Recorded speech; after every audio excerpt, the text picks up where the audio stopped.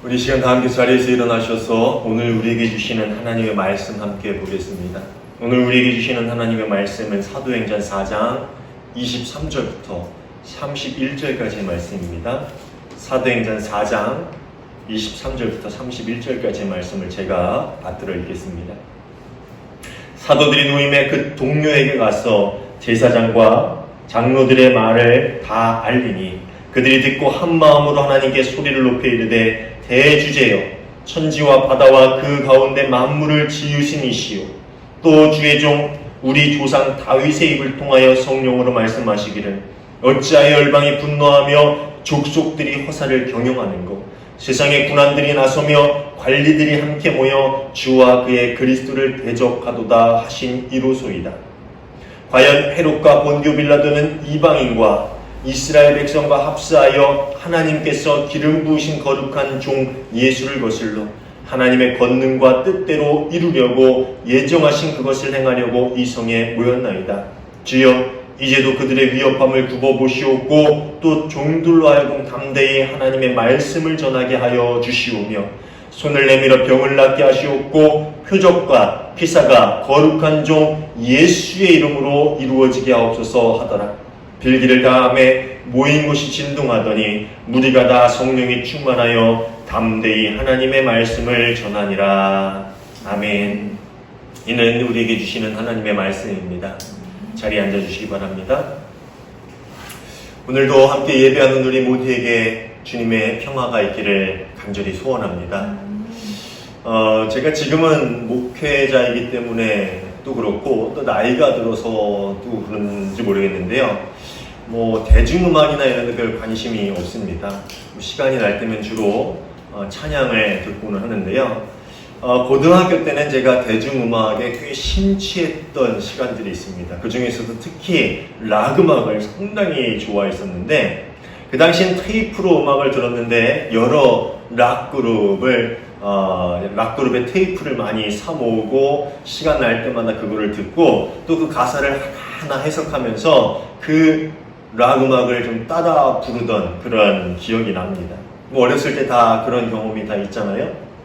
근데 지금도 기억이 나는 그 당시 듣던 노래 중에 하나가 제가 고등학교 1학년 때 처음으로 접했던 노래인데 그것을 듣고서 한참 따라 불렀던 그런 기억이 나는 노래가 있는데 스콜피언스라는 그룹이 부른 Wind of Change라는 그런 노래가 있습니다. 여러분도 들어보시면 알 거예요.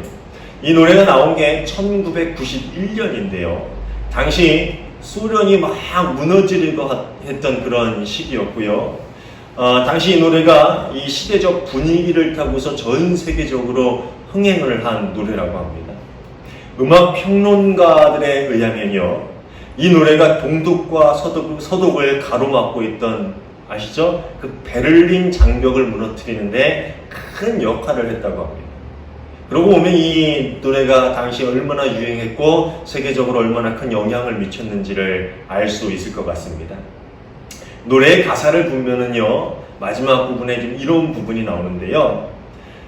제가 그냥 해석을 한 거예요. 영어로 그 가사가 있는데 변화의 바람이 시간을 타고 혹은 시간으로 불어오고 있어요. 곱장 불어오고 있어요. 마치 마음의 평화를 위해 자유의 종을 울리게 해줄 그런 폭풍과 같이. 무슨 말이냐면은 시간이 가면서 그 시간과 함께 변화의 바람이 곧장 다가오고 있는데 이 마음의 평화를 위해서 자유의 종이 울릴 그러한 이 변화의 바람이 올라오고 있는데 어떻게 오냐면은 폭풍과 같이 오고 있다 이런 가사예요. 그러니까 그 당시에 민주화의 물결, 자유의 물결이 그렇게 폭풍과 같이 그들에게 임했다라는 것을 아마 노래하고 있던 것 같습니다. 이 노래의 가사처럼 소련을 강타한 변화의 바람은 멈추지 않았고요. 동독과 서독을 둘로 나누고 있던 베를린 장벽을 무너뜨리고 이어서 전 세계에 민주화 바람을 불러일으켰습니다. 어렸을 때는 이 시대적 상황을 모르고 그냥 노래만 듣고 노래가 참 좋다라고 해서 따라 불렀지만 지금 생각해보면 참 그 당시 많은 사람들의 가슴을 설레게 했던 노래였던 것 같습니다. 제가 설교를 하는데 갑자기 락 음악의 이야기를 꺼내서 좀 당황하셨을 텐데, 사도행전 1장부터 조용히 말씀을 묵상하다가 문득 이 노래가 떠올라서 제가 이 이야기를 꺼냈습니다. 예수 그리스도께서 하늘로 올라가신 후에 마가의 다락방에서부터 불기 시작했던 성령의 바람, 그리고 그 변화의 바람은 제자들을 비롯한 120명의 사람들을 변화시켰고요. 또 그 바람은 곧이어 방언의 소동을 듣고 온 3,000명의 사람들을 변화시켰고, 그리고 40평생 성전 미문에서 일어서지 못한 채 구걸을 하던 그 사람을, 그리고 그 기적을 보며 모여든 5,000명의 사람을 변화시켰다라는 것입니다. 그런데 이 변화의 바람은 누구에게는 희망이고 기쁨의 바람이었지만 누군가에게는 두려움을 불러일으킬 만한 그런 바람이었습니다. 그동안 로마의 세력과 결탁해서 성전의 권력을 장악하고 온갖 이득을 취하며 배부른 삶을 살아가던 기득권층들에겐 이 변화의 바람이 위협이었고 당장 막아야 할 만한 시급한 일이었다는 것이지. 그래서 이들은 이 바람을 몰고 왔다고 생각하는 그 당사자였던 베드로와 요한을 죽이려고 했습니다. 그렇지만 그 변화의 바람을 경험한 이들이 밖에서 사내들인 공의의 결정을 지켜보고 있었기 때문에, 무려 5,000명이 넘는 사람들이 그것을 지켜보고 있었기 때문에 그들은 차마 베드로와 요한을 죽이지 못하고 단지 위협을 하고 놓아주어야만 했습니다. 이게 지난주까지 우리가 함께 본 말씀이지요. 지난주 말씀을 쭉 묵상하다가 정말 그들에게 일어나는 정말 폭풍과 같이 몰아치는 그 변화의 바람이 얼마나 놀라운가라는 생각을 해보았습니다. 지난주에도 얘기했죠. 베드로가 갑자기 변했어요. 그렇죠? 우리 베드로가 달라졌어요. 우리 요한도 달라졌어요. 제자들이 달라졌어요. 근데 그 변화의 바람이 순식간에 3,000명, 5,000명, 수천 명의 사람들에게 전해지고 그 모든 사람들이 달라져서 예수를 믿고 회개하며 세례를 받고 하나님을 찬양하기 시작했다라고 성경은 급박하게 불어온 그 변화의 바람들을 우리에게 전해주고 있습니다. 그렇게 성전에 기도하러 올라간 이틀 동안 예상치 못한 놀라운 일들을 겪었던 베드로와 요한은 이제 사내들인 공의회에서 풀려나서 곧장 자신들을 기다리던 나머지 제자들과 성도들, 즉 동료들에게 돌아와서 그들이 그 이틀 동안에 겪었던 일들, 사내들인 공의회에서 오갔던 말들을 전하기 시작합니다.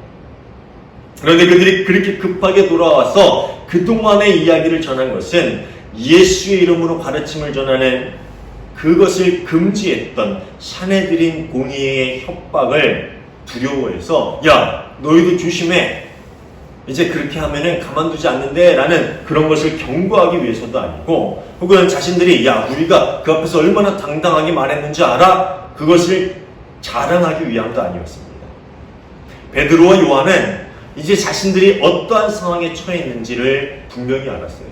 그리고 또 한 가지, 그 상황 가운데서 이제 우리가 무엇을 해야 하는지를 분명히 알았습니다.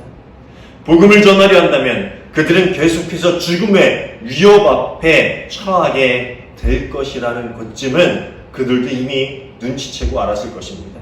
이번에는 풀려났지만 다음에는 저 교활한 무리가 가만히 있지 않을 것이다 라는 예상쯤은 그들도 할 수 있었기 때문이지요.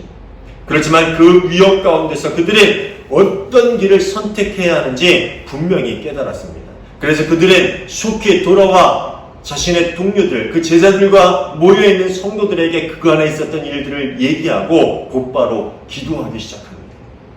하늘과 땅과 바다와 그 안에 있는 모든 것을 지으신 주님. 제자들과 성도들의 기도는 하나님의 권능을 찬양함으로 시작합니다.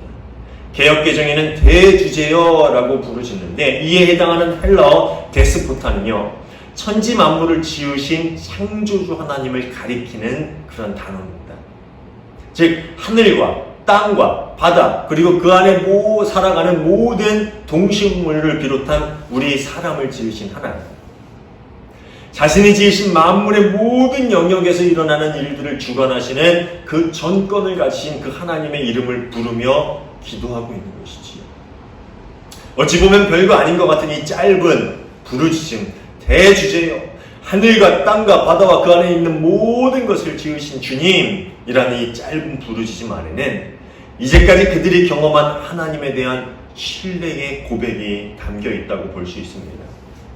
로마라는 거대한 나라, 또 그 힘에 결탁해 자신의 지위를 지키던 기득권층들이 이 세상에서 자신들의 힘을 과시하면서 모든 이들 위에 군림하고 있는 것처럼 보이지만, 그들이 모든 것을 통제하고 있는 것처럼 보이지만, 실상은 그 너머에 모든 일을 다스리고 계시는 하나님을 신뢰하는 그들의 신앙 고백이 이 짧은 부르짖음 안에 들어있다는 것이지요. 세상 만물을 지으신 하나님, 모든 것을 다스리시는 하나님, 이 세상을 로마가 잡고 있는 것처럼 보이지만, 또 이 유대 사회를 그들과 결탁한 그 기득권층, 사내들인 공의의 의원이 잡고 있는 것처럼 보이지만, 실상 모든 것을 주관하시는 분은 하나님이십니다 라는 고백을 그들은 하고 있다는 것이지요. 그리고 이어서 시편 2편의 말씀을 인용해서 계속해서 기도하는데, 25절, 26절의 말씀이 바로 시편 2편 1, 2절의 말씀을 인용한 말씀입니다. 어찌하여 이방 사람이 날뛰며 묵 백성이 헛된 일을 깨하는가? 세상 임금들이 들고 일어나고 통치자들이 함께 모여서 주님과 그의 메시아에게 대적하였다. 여기서 말하는 이방 사람은 누구겠어요? 로마 사람이죠. 로마를 의미하는 거예요. 로마 당국을. 그리고 묵 백성은 유대 민족, 특히 유대의 지도자들을 가리키는 것이라고 볼 수 있습니다. 예수님께서 유대 지도자들의 고발로 로마의 법정에서 사형을 받고 십자가에 돌아가신 그 일들을 이야기하고 있는 것입니다.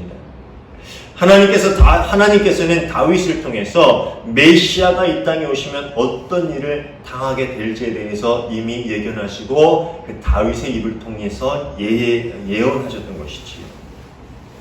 제자들과 초대 그리스도 공동체의 성도들이 하나님께 드린 이 짧은 기도 안에는 세상의 모든 일들을 주관하시는 하나님의 계획대로 그 모든 일들이 이루어졌습니다 라고 고백하면서 이제 자신들 또한 계획된 하나님의 뜻대로 이루어질 것을, 자신들 삶 또한 계획된 하나님의 뜻 가운데서 그 모든 삶이 이루어지기를 바랍니다 라는, 그렇게 고백하는 하나님을 신뢰하는 비장한 목소리가 담겨 있다는 것이지. 당장은 모든 것을 로마와 유대인의 지도자가 붙잡고 있는 것처럼 보이지만, 하나님께서는 그들의 모든 손을 다 주관하시고 하나님의 계획대로 모든 일을 이루신 하나님이신 줄로 믿습니다. 이제 우리의 삶 또한 하나님의 계획 가운데서 온전히 이루어져 가기를 원합니다. 그 고백이 이 기도 안에 들어있다는 거예요. 그들이 믿고 의지하는 하나님은 천지를 만드신 하나님, 사악한 로마의 통치자들과 강교한 유대의 기득권층들의 악한 의도까지도 하나님의 전체적인 계획을 이루시기 위해서 그 모든 것을 사용하시는 하나님이십니다. 그리고 세상의 어떤 존재도 하나님의 계획에서 벗어날 수 없습니다. 하나님의 나라를 향한 목적을 이루시려는 하나님의 뜻을 막을 수 없다는 강한 믿음 위에서 그들은 이렇게 고백하며 기도하고 있는 것입니다. 만약에 본문의 상황 속으로 우리가 들어가서 당시의 사도들이나 그 초대 공동체의 이론으로서 우리가 기도를 한다면은, 만일 사내들인 공의의 그 위협을 전해 듣고서 기도할 때 우리는 어떤 기도를 할 수 있을까요? 우리가 전능하신 하나님을 믿는 믿음을 가졌다면 그 하나님께 우리가 무엇을 구할 수 있을까요? 주님, 저 간교한 무리들을 치셔서 하나님의 권능을 그들도 알게 하시고 주님을 두렵게 하여 주셔서 이제 우리가 복음 전하는 것에 어려움이 없게 없었어요. 주님, 저희를 위협하고 박해받는 저들의 손을 막아주시고 저희가 위협 없이 평안하게 복음을 전하게 하옵소서. 이 기도 정말 현명한 기도죠. 하나님의 권능도 드러나게 하시고 우리도 평안하게 위협 없이 주의 복음을 전하게 하시고, 아마 저라면 이렇게 기도했을 것 같아요. 두 가지를 다 구하는 거죠. 그런데 제자들의 기도는 어땠어요? 29절. 주님, 이제 그들의 위협을 내려다보시고 주님의 종들이 참으로 담대하게 주의 말씀을 말할 수 있게 해주십시오. 제자들은 위협이 있다 할지라도 저희가 담대하게 말씀을 전하게 하옵소서라고 기도하는데요. 개역개정에 보면 굽어보시고라고 번역된 헬라어 에페이도는요, 어떤 대상을 관심을 가지고 보다라는 뜻을 가지고 있는데, 그들을 핍박하는 유대 지도자들의 손으로부터 자신들을 건져달라는 의미가 포함되어 있는 말이긴 합니다. 아까 말씀드렸지, 우리가 할 수 있는 기도와 별반 다르지 않다고 볼 수 있죠. 그들의 위협에서 우리를 건져주시고 우리가 담대히 주의 말씀을 전하게 해주십시오. 그런데 이 제자들의 기도에 있어서 기도의 중심이 어디에 있는가라는 것을 우리는 분명히 한번 생각해 봐야 돼요. 우리가 앞선 기도, 그들에게 주의 권능을 보여주시고 주님을 두렵게 하여 주시고 주의 말씀을 전하게 하여 주십시오.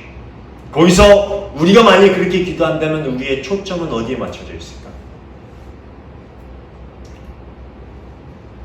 제자들의 기도의 초점은요, 바로 뒷부분에 있어요. 담대하게 주의 말씀을 전하게 해주십시오. 담대하게 라는 말은 지난주에도 말씀을 드렸듯이 상황이나 처지, 여건에 구애받지 않고 자신의 말을 다 한다라는 뜻이에요. 제자들은 유대의 지도자들의 위협으로부터 자신들을 지켜주시되, 만일 그렇지 않은 상황이라 할지라도 조금의 두려움 없이 복음을 전할 수 있게 해달라라는 기도를 주님께 드리고 있다는 거예요. 그 뒷부분, 주님의 가르침, 주의 말씀을 담대하게 어떤 상황에도 구애받지 않고 어떤 억압에도 굴복하지 않고 우리가 할 수 있는 한 주의 말씀을 다 전하게 해주십시오. 그들은 이 부분에 초점을 맞춰 기도하고 있다는 거예요. 그리고 이어지는 기도가 30절인데요. 그리고 주께서 능력의 손을 뻗쳐 병을 낫게 해주시고 주님의 거룩한 종 예수의 이름으로 표적과 기적이 일어나게 해주십시오. 베드로와 요한이 사내들인 공의회에서 협박을 받은 것이 무엇입니까? 절대로 예수의 이름으로 가르치지도 말고 예수의 이름을 전하지도 마라. 그렇죠? 그런데 이들은 돌아와서 다른 제자들과 또 그곳에 모인 성도들과 함께 예수의 이름으로 표적과 기적이 일어나게 해달라라고 기도하고 있습니다. 주께서 능력의 손으로 병을 낫게 해주십시오. 그런데 예수의 이름으로 그 표적이 일어나게 해주십시오. 예수의 이름으로 그 기적이 일어나게 해달라는 것은 자신의 능력을 과시하기 위함도 아니고, 또 기적이 일어남으로 유대교 지도자들에게 겁을 주기 위함도 아니고, 예수의 복음이 효과적으로 속히 전해져서 속히 하나님의 나라가 확장되기를 위한, 오직 그것을 위해 기도하는 그들의 간절한 간구였다라는 것입니다. 예수의 이름으로 그 일이 일어나게 해주십시오. 예수의 이름이 속히 전해져서 하나님 나라가 속히 확장되게 해주십시오.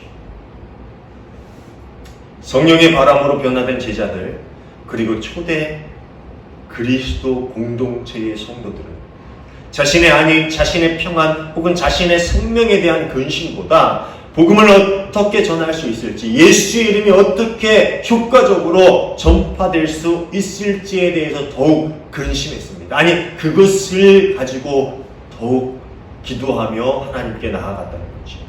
아마 그들 중에는 예수님이 십자가에 못 박혀 죽는 것을 목격한 이들이 분명히 있었을 겁니다.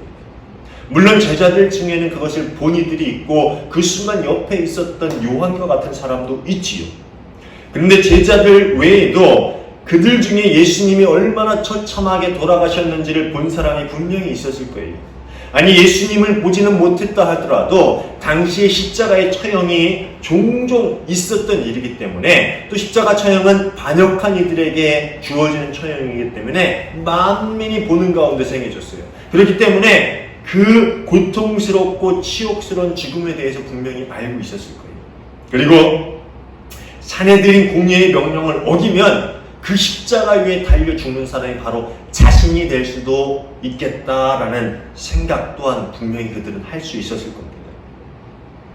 그럼에도 그들은 그 위협 앞에서 두려워하거나 근심하기는커녕 오히려 담대하게, 즉 어떠한 상황이나 여건에 구애받지 않고 자신들에게 주어진 그 사명을 다 감당하게 해달라고, 그리고 예수의 이름으로 계속해서 이 놀라운 일들이 일어나게 해주시고, 그래서 예수의 이름과 예수의 가르침이 계속해서 전파되게 해달라고 기도하고 있다는 것이지요. 그들은 복음에 대해서 근심했던 사람들입니다. 예수의 이름이 어떻게 전해질까라는 것을 고민하고 그것을 간구했던 사람들입니다. 오늘 우리 한국에서 신앙생활을 하는 우리는 신앙 때문에 박해를 당하거나 교회에 다니기 위해서 목숨을 걸어야 하는 그런 상황에 처하지는 않습니다. 물론 지금도 예수의 이름을 전함을 정말 목숨 걸고 해야 되는 지역이 있지요. 저희가 예전에 인도에 가가지고 선교를 한 2달 정도 한 적이 있는데, 그곳에서는 아직도 예수의 이름을 전하면 진짜 돌맞는 경우가 있습니다. 하지만 우리 한국에는 그렇지 않지요. 그렇기 때문에 2000년 전 제자들의 상황을 우리의 삶에 그대로 적용하기에는 많은 어려움이 있습니다. 그런데 오늘 말씀을 묵상하면서 그 제자들과 초대 그리스도 공동체 성도들이 모든 관심을 어디에 두고 살아갑니까? 무엇을 위해 하나님께 매달리며 기도했는가라는 것만은 우리가 바라보면서 우리 삶의 교훈으로 삼고 또 우리 삶의 묵상으로 적용하면서 배워갔으면 좋겠다라는 생각을 했습니다. 독일의 신학자이자 목회자로서 나치 정권에 대항했던 본회퍼 목사님은요, 나를 따르라 라는 자신의 책에서 값싼 은혜라는 말을 사용합니다. 이 값싼 은혜. 이 값싼 은혜가 뭐냐 하면은 대가나 희생을 전혀 요구하지 않는 은혜를 의미하는 말입니다. 즉 예수 그리스도의 이름으로 우리가 구원을 받았다, 우리가 복을 받았다라는 것을 그냥 듣고 그 은혜에 만족하는 것, 그것이 값싼 은혜라는 거예요. 그럼 값싼 은혜의 반대말도 이 책이 그렇게 얘기해. 값비싼 은혜. 값비싼 은혜는 예수 그리스도를 따르는 것이고, 그것은 때때로 따르는 이에게 값진 희생을 요구한다라고 이 보네포 목사님은 자신의 책에서 이야기를 합니다. 보네포 목사님의 말처럼 우리에게 주어진 은혜가 값싼 은혜가 되지 않고 값비싼 은혜가 되기 위해서는 은혜를 받은 우리의 관심과 초점이 이제 우리 자신의 안위와 평안에서 그리스도의 복음이 어떻게 세상 가운데 전해질까라는 고민으로, 또 하나님 제 삶에 지금 필요한 것이 무엇입니다 라고 간구하는 기도에서 주님, 우리가 하나님 나라 확장을 위해서 무엇을 내어놓고 어떤 부분을 희생해야 할까요? 라는 질문으로 옮겨가야 하는 것이 아닐까 하는 생각을 해봅니다. 베드로와 요한 그리고 나머지 10명의 제자와 그곳에 모인 많은 그리스도 초기 공동체의 성도들이 그렇게 예수 그리스도의 복음에 정신을 집중하고 하나님 나라의 확장을 위해서 전심으로 근심하며 기도할 때에 마가의 다락방에서 경험했던 것 같은 놀라운 일들이 그들에게 다시 일어납니다. 31절입니다. 그들이 기도를 마치니 그들이 모여있는 곳이 흔들리고 그들 모두가 성령으로 충만해서 하나님의 말씀을 담대히 말하게 되었다.